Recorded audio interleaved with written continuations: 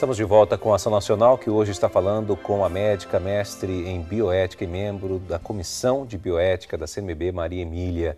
Bom, nosso assunto são as questões do início e fim da vida e a visão da bioética sobre elas. Nós estivemos falando sobre o início da vida, na questão da fecundação e tudo mais. Agora a gente vai falar também uma outra questão que é um pouco polêmica, que é a questão da eutanásia, né?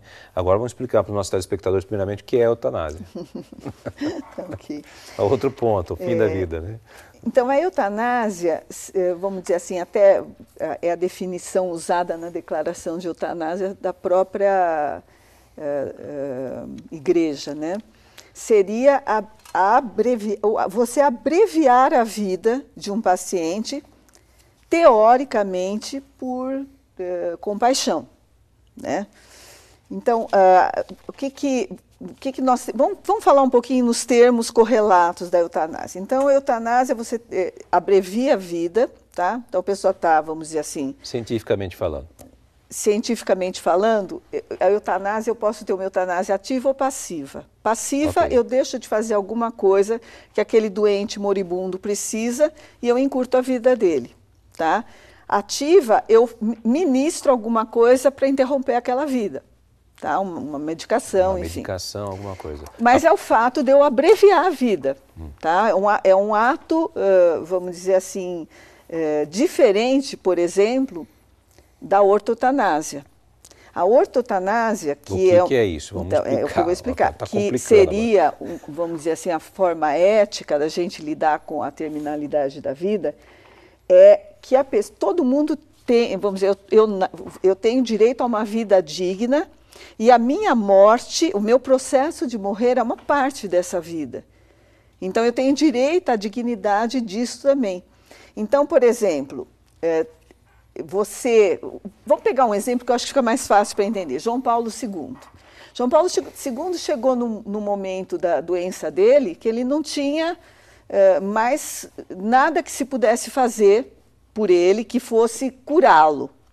Ele quis ficar aonde? Na casa dele. Ele falou, quero morrer aqui, cercado daqueles que eu amo, né? Foi abandonado? Não, com todos os cuidados paliativos que ele tinha direito. Então, a ortotanásia é isso, é você ter a dignidade de morrer, quer dizer, o paciente já não responde mais nada, quer dizer, ele não vai, o objetivo da medicina com ele não vai ser mais curá-lo.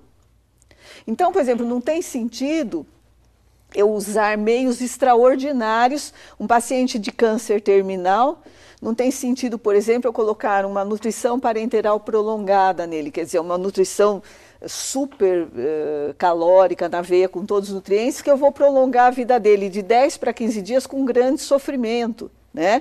Ou vou fazer uma quimioterapia pesada nele que eu sei que eu não vou mais curá-lo. Então, o que a ortotanásia vai estar muito ligada aos cuidados paliativos? O que a gente vai fazer com esse doente? Então, vamos agora continuar a cuidar dele, né? Mas não com o objetivo de curá-lo, mas com o objetivo de que ele tenha uma morte digna, indolor, do lado dos familiares, com assistência religiosa. Aliás, tudo isso é previsto pela Organização Mundial de Saúde, na definição de cuidados paliativos, tá? Então, isso é uma ortotanásia. A distanásia é o contrário. Por exemplo, eu pegar um paciente desse, levar para a UTI e causar um enorme sofrimento para esse doente, põe no respirador, faz isso, enfim... Quer dizer, eu não tenho mais possibilidade de curá-lo e, no entanto, eu estou usando meios extraordinários para manter a vida dele, né? A qualquer custo. A qualquer custo, tá? Então, isso é uma distanásia. A igreja não concorda com isso. Isso aí está previsto, né, dentro da doutrina da igreja, que é a favor da ortotanásia, dos cuidados paliativos, tá? Eu acho que, não sei se ficou claro para vocês, a diferença, né, de distanásia, ortotanásia e eutanásia. Elas são um pouco complexas, né? Mas a eutanásia eu acho que fica claro, porque, por exemplo, se você pegar, vamos dizer assim, um paciente que está no final da vida, está com câncer, veja bem, então vamos fazer 2 procedimentos, a gente vai entender. Eu vou sedar esse doente para tirar a dor dele, tá? Muitas vezes essa sedação pode encurtar um pouco a vida dele, mas o meu objetivo não foi encurtar a vida dele, foi tirar a dor. Só que quando você seda, você acaba, às vezes, se ele ia viver 8 dias, ele vai viver 5. Isso é ético, é moral e a igreja prevê como certo. Você não tá ministrando o remédio para abreviar a vida dele. Às vezes essa vida vai abreviar um pouquinho por consequência do objetivo seu, que era tirar a dor. A eutanásia não, eu vou fazer uma quantidade absurda de medicamento para eliminar a dor dele, matando o paciente, entendeu? Sim. A diferença? A ortotanásia eu quero tirar a dor. Ok. Tá? Na eutanásia eu elimino a dor, mas eu elimino a dor terminando a vida do paciente, abreviando a vida do paciente. Tá. E se eu retiro ou se eu diminuo a dosagem dos medicamentos... Não é questão da dosagem, é a questão do objetivo. Eu peguei como exemplo eu aplicar Sim. o medicamento, mas eu poderia fazer qualquer outra coisa, né? Injetar alguma substância mortal, enfim. Tá? O objetivo é o que você vai fazer com esse doente no final da vida dele. Porque o ser humano tem uma dignidade intrínseca e um direito à vida, né? Um direito de viver dignamente. E o processo de morrer faz parte dessa vida. E eu tenho que cuidar dessa vida desde o seu início até o seu término natural. Mas e quando a pessoa decide, não, eu não quero mais viver? Então, muitas vezes o pedido da pessoa de não quero mais viver é um grito, assim, eu preciso ser olhado como um ser humano. Eu quero amor, eu quero atenção, eu quero que me tire a dor.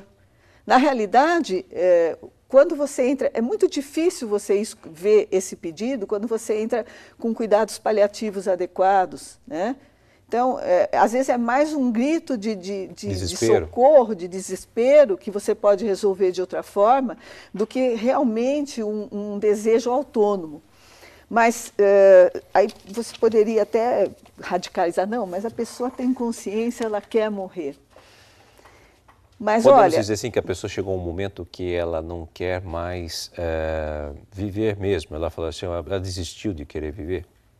Então, mas você, veja bem, a sociedade em si, a vida não é um bem da pessoa, nós vamos falar novamente de autonomia e de intersubjetividade. Ela é um bem, a vida é um bem pessoal, mas não é uma coisa assim que eu possa dispor como minha, entendeu? Eu não posso dispor nem da minha vida, Kant já dizia isso, né? O matar, né, o suicídio nunca é moralmente uma coisa moralmente boa ou ética, né? Correto. Porque você tem outras formas de você resolver o problema do que simplesmente pelo suicídio. Aliás, é aquilo que você falou hoje, a gente tenta, né, nós estamos numa sociedade que tenta dizer que o sofrimento não tem significado nenhum. E não é verdade. Não que a gente procure o sofrimento, mas não necessariamente eu não ter sofrimento vai me fazer mais feliz. Olha, eu posso até dizer assim como um testemunho pessoal, né, eu que lido com a morte também, o sofrer todo dia. Gente, como o sofrimento às vezes muda as pessoas para melhor. Isso é testemunho quase que comum assim, no consultório, testemunho de luta diária, de superação, da pessoa mudar a perspectiva. Muitas vezes eu tenho pacientes que não tinham mais prognóstico em termos de cura, né, porque era um câncer avançado e tal. Mas são pessoas que, vamos dizer, se superaram, né, em tentar assim, ter mais tempo de vida e mais qualidade de vida, e pessoas que sentem e falam assim, olha, hoje a vida tem um outro significado para mim. O sofrimento me mudou, me fez melhor. Me deu uma razão de viver. Entendeu? Então, essa mentalidade de que, olha, se eu tiver que passar por qualquer sofrimento, bom, então eu acabo com a minha vida e acabou, né? É uma mentalidade utilitarista e que não, realmente socialmente não é bom. Se nós vamos falar em termos de legislação, tanto na nossa legislação, né, brasileira, que não prevê, que vamos dizer, a vida é um bem, realmente. Não prevê eutanásia, nada. O próprio Código de Ética Médica é muito claro. Aliás, isso é bom. E aí, como é que fica com o juramento lá do Código de Ética? Mas o Código de Ética Médica nosso, o último, né, 2010, ele vai dizer o seguinte, olha, é vedado ao médico abreviar a vida do paciente, nem a pedido deste, nem a de qualquer familiar dele. Está no Código de Ética Médica, eu não posso fazer eutanásia. O Código é frontalmente contra, a legislação é contra. E no Código de Ética Médica prevê a ortotanásia, diz o seguinte, olha, o médico não deve empreender, por exemplo, a obstinação terapêutica, quer dizer, empregar meios desproporcionais ao doente, mas se um doente está, vamos dizer assim, é um doente terminal, é um doente que não tem mais prognóstico de cura, o médico deve, vamos dizer, dispor dos cuidados paliativos, né? O doente tem direito aos cuidados paliativos. Eu acho que tem até aqui, é muito interessante, talvez...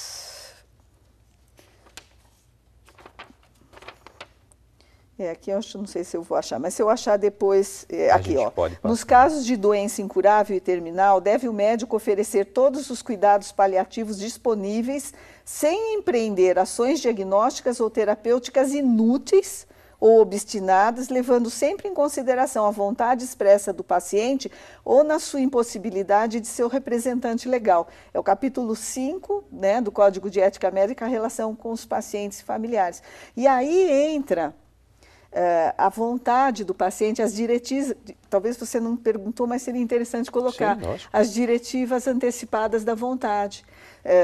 Tem uma resolução do CFM de 1995/2012 sobre as diretivas antecipadas. A diretiva antecipada, o paciente pode deixar por escrito ou um familiar para dizer o que ele quer ou não quer fazer, desde que isso não signifique eutanásia e não signifique ferir a legislação. Isso é muito claro na resolução.